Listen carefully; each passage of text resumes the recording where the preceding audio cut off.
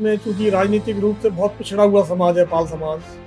देवी अहिल्याबाई होलकर जो कि एक महारानी भी थी, जिन्हें देवी की भी संज्ञा दी गई है।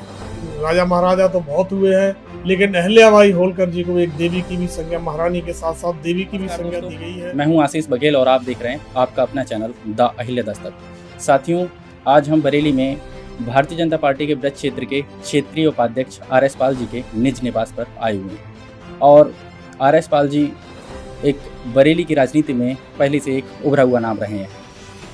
तो आर.एस. पाल जी से जानेंगे कि किस तरह से उनका राजनीतिक सफ़र शुरू हुआ, किस उद्देश्य को लेकर राजनीतिक सफ़र शुरू किया। सर, सबसे पहले तो आपका बहुत बहुत धन्यवाद हमारे चैनल पर। आशीष जी, बहुत बहुत धन्यवाद। आपके चैनल को बहुत बहुत धन्यवाद।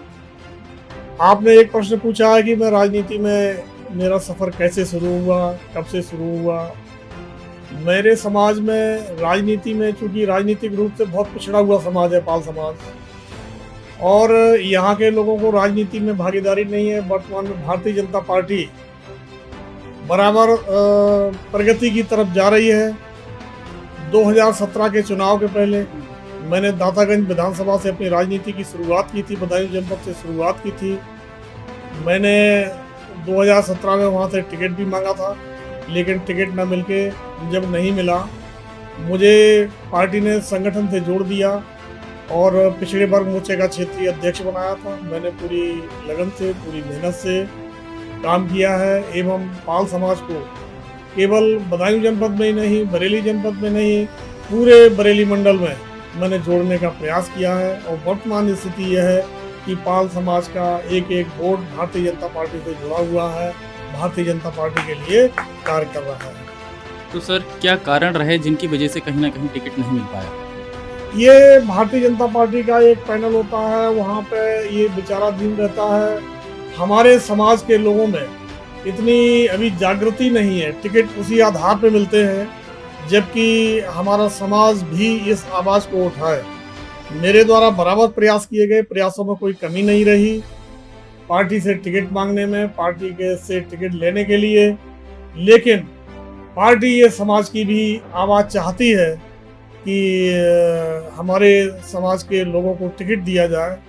अगर हमारा समाज जागरूक हो गया तो निश्चित रूप से हमें भविष्य में आगे आने वाली हमारी पीढ़ियों को टिकट निश्चित रूप से मिलने आरंभ हो जाएंगे। तो सर, किस तरह से जागरूक हो सकता है समाज? समाज जागरूक होने के लिए हम लोग अपने को शिक्षित बनाएं, शिक्षित बनने के साथ साथ अपनी मदद स्वयं करें। जब हम अपनी मदद स्वयं करेंगे, हमारे कार्यों का निस्तारण होगा एवं हम लोगों से लड़ाई झगड़े कम करेंगे। और जगह जगह हमें सम्मेलन करना चाहिए, मीटिंगें करना चाहिए, अपनी बात को रखना चाहिए और भारतीय जनता पार्टी के साथ जुड़ कर के हमें भागीदारी भी अपनी प्रदर्शित करना चाहिए। तभी हमारे लोगों को टिकट मिलने प्रारंभ हो जाएंगे। वर्तमान में हमारी बदायूं जनपद में लगभग 1.5 लाख वोटर है, लेकिन हमारी गिनती कहीं नहीं होती है। अभी तक लोग यही कहते रहे कि 20,000 होंगे, 30,000 होंगे। मैंने बड़ी मुश्किल से क्षेत्रों में जा करके, संगठन में बैठ करके इस चीज़ का आभास करा दिया है कि हम बदायूं जनपद में पाल समाज का वोटर 1.5 लाख वोटर है। तो सर, जहाँ तक हम देख पा रहे हैं कि इतनी बड़ी संख्या होने के बावजूद भी भारतीय जनता पार्टी से इस पाल समाज को कोई खास टिकट नहीं मिल पाए हैं। जो ये आखिरी चुनाव रहा इसमें। हाँ, ये बात सही है कि हम लोगों को टिकट नहीं मिल पाए। हम लोगों ने टिकट मांगने का प्रयास भी किया, संघर्ष भी किए और हो सकता है कि हमारी बात ऊपर न पहुंच पाई हो या ऊपर के नेतृत्व में ये समझा हो कि हम जीतने में सक्षम नहीं हैं। कुछ ना कुछ बात ऊपर के लोगों के दिमाग में या मस्तिष्क में या कमेटी में कुछ ना कुछ ऐसी रही होगी जिस वजह से हमें टिकट नहीं मिला है। लेकिन हमारी आस्था बिल्कुल भारतीय जनता पार्टी में ही है। हम लोग भारतीय जनता पार्टी में ही रहेंगे और यहीं फिर बराबर आगे भी टिकट के लिए प्रयास करते रहेंगे। आज ना सही कल सही, कभी ना कभी तो टिकट मिलेंगे ही। तो सर, क्या लगता है आने वाले समय में ये पाल समाज अपनी भागीदारी सुनिश्चित कर पाएगा? क्योंकि बदायूं में जिस हिसाब से आपने बताया कि तकरीबन 1.5 लाख वोट है, लेकिन उसके बावजूद भी कहीं भी समाज का अस्तित्व दिखाई नहीं दे रहा है। निश्चित रूप से हमें आगे भविष्य में टिकट मिलने आरंभ हो जाएंगे और विधानसभा के भी टिकट मिलेंगे। शहरी क्षेत्रों में जैसे नगर पालिका, टाउन एरिया, इनमें हमारे वोटर्स कम है, इसलिए अब चूंकि निकट भविष्य में वही चुनाव होने वाले हैं, उनमें शायद हम लोगों को टिकट न मिल पाए, लेकिन इसके बाद में लोकसभा का चुनाव है। निश्चित रूप से हम लोग लोकसभा के टिकट के लिए भी अपने समाज के लोगों को भी आगे निकालेंगे। हमारे लिए बदायूं लोकसभा, आमला लोकसभा सीटें ऐसी हैं जिन पे हम अपने समाज के लोगों को भारतीय जनता पार्टी के बैनर के तले टिकट मांगने के लिए आगे बढ़ाने का प्रयास करेंगे। सर, जो समाज में तमाम सारी पार्टियां चल रही हैं पाल समाज की, और इस वजह से बिखराव हो रहा है, इस पे क्या कहना चाहेंगे? हाँ, ये ठीक है। हमारे समाज में बिखराव है, हम लोग एकजुट नहीं हैं, या हम इतनी गंभीरता से विचार नहीं करते हैं, सोच नहीं पाते हैं।